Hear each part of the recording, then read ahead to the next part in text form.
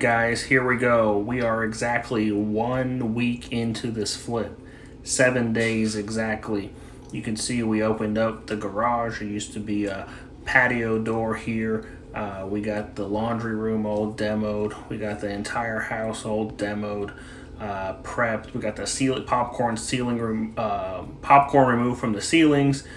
We enclosed the door that was here coming in from the garage, where we're going to make a little bar area.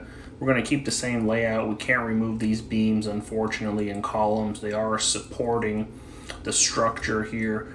As you see, we got our prepping for paint. So we got all the flooring covered up, getting ready to begin paint. Here in the master, we got a lot of work done. I like to put a lot of money and time and energy into the master bathrooms. So you can see we extended the master closet. It used to be a sitting area. Now we got a huge master closet, walk-in closet.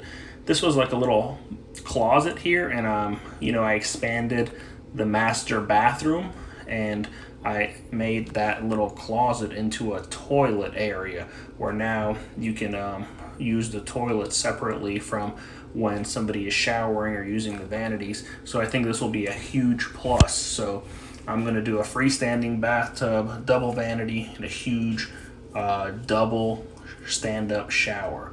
So here's the walk-in closet. As you see, it's going to be huge. You can see where it used to be previous.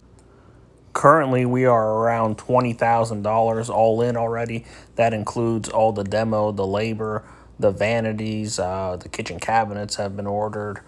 This hardwood flooring was installed in the kitchen where there was tile previously. So stay tuned for an upcoming update. Next week we got paint, electrical, and plumbing.